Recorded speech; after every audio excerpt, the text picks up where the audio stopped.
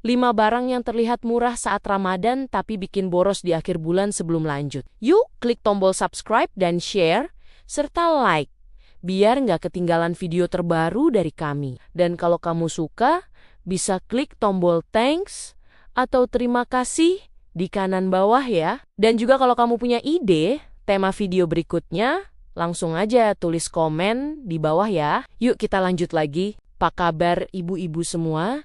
Semoga sehat dan tangguh selalu ya. Bu, Ramadan selalu datang dengan niat baik dan dompet yang penuh harapan. Tapi entah kenapa setiap akhir bulan yang tersisa justru rasa bingung sambil pegang struk belanja yang panjangnya kayak harapan seorang jomblo yang dikejar-kejar nikah sama keluarga. Di awal kita merasa aman karena yang dibeli kecil-kecil dan kelihatannya murah. Tapi tanpa sadar, uang keluar halus banget sampai kita mikir ini dompet bocor atau uangnya yang bisa jalan sendiri. Topik ini penting banget, Bu, karena masalah keuangan di Ramadan itu bukan soal belanja besar atau barang mewah, tapi soal pengeluaran sepele yang kelihatannya ramah di mata tapi galak di total. Fenomena ini lagi kejadian di mana-mana.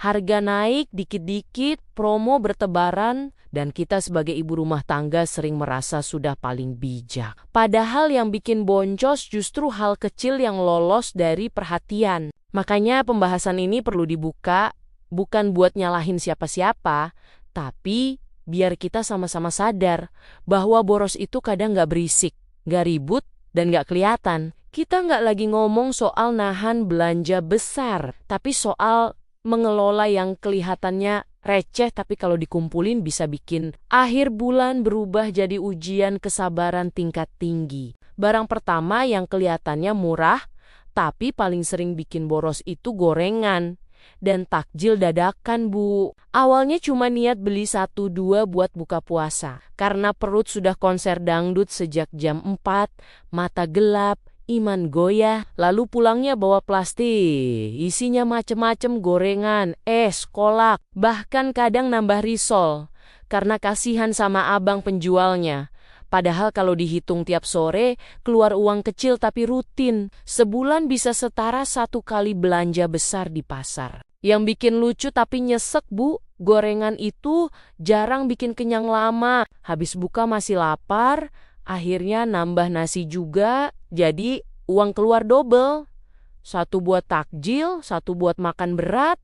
Dompet bilang kuat, tapi hatinya nangis. Karena tiap sore kejadian yang sama, dan kita tetap merasa itu wajar. Karena katanya ini kan mumpung bulan puasa. Barang kedua yang sering menyamar jadi pahlawan dapur adalah bumbu instan dan saus kemasan kecil. Bu pasti pernah mikir ini praktis, murah, tinggal sobek, masakan langsung jadi, tapi masalahnya 1 masak 1 sachet, besok masak beli lagi, minggu depan beli lagi, sampai laci dapur penuh bungkus kosong, dan uangnya jalan terus kayak cicilan tapi tanpa tanggal jatuh tempo. Secara logika, Bu, beli bumbu ukuran besar atau racik sendiri itu lebih hemat, tapi karena capek puasa dan pengen cepet, akhirnya yang dipilih yang instan. Yang jarang disadari, pengeluaran kecil harian buat bumbu sachet itu bisa lebih mahal daripada belanja bulanan. Cuma karena dibelinya nyicil, rasanya nggak kerasa. Tahu-tahu totalnya bikin kaget. Barang ketiga yang kelihatannya murah dan paling sering bikin hilaf adalah cemilan kemasan. Bu, tulisan promo dan diskon itu kadang lebih menggoda daripada pahala nahan emosi. 1 bungkus harganya receh, tapi karena mikirnya cuma cemilan, akhirnya tiap ke minimarket masuk keranjang, buat anak katanya. Tapi yang habis duluan malah ibunya sambil nonton sinetron. Cemilan ini juga sering dibeli di luar rencana belanja. Awalnya cuma mau beli gula, pulangnya bawa 3 bungkus snack karena kasirnya nawarin promo. Dan kita merasa menang. Padahal yang menang sebenarnya pihak toko, karena uang kita keluar tanpa pernah masuk daftar belanja. Barang keempat adalah menu buka puasa yang kelihatannya sederhana, tapi ternyata bahannya banyak. Bu sering mikir cuma masak menu simple, Tapi pas dicatat ternyata butuh ini itu. Sayur, daging, santan, bumbu tambahan, pelengkap, dan karena nanggung, akhirnya beli semua. Satu menu terasa istimewa. Tapi biaya belanjanya terasa seperti masak buat kondangan. Hari ini, masak niatnya penuh cinta dan semangat. Belanjanya juga serius. Tapi besok sudah muncul rasa bosan. Anak bilang pengen yang lain. Suami nanya, ada menu berbeda atau tidak. Akhirnya ibu kembali ke dapur sambil mikir, kok baru kemarin masak?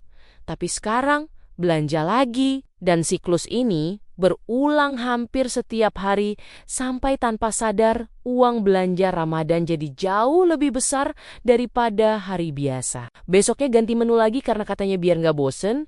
Akhirnya selama Ramadan kita bukan cuma puasa, tapi juga gonta-ganti menu yang bikin uang belanja muter cepat tanpa sempat istirahat. Barang kelima yang paling sering menyamar dan sering bikin ibu bingung di akhir bulan adalah belanja kecil. Yang nggak pernah dicatat, parkir, jajan anak, beli es, beli plastik, raktir dadakan, semuanya kelihatannya sepele, tapi karena kejadian tiap hari. Jumlahnya ngumpul diam-diam, dan pas akhir bulan kita cuma bisa bengong, sambil mikir uangnya pergi kemana. Pengeluaran yang kelihatannya sepele itu muncul tiba-tiba di sela-sela aktivitas harian, kadang cuma 5.000, 10.000.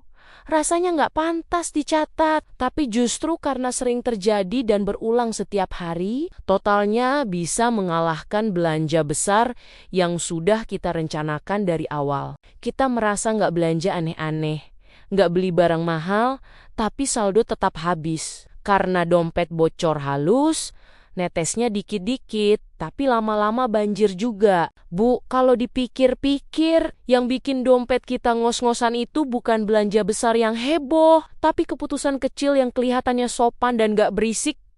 Masuk ke tas belanja sambil senyum manis. Tahu-tahu di akhir bulan dompet protes lebih dulu.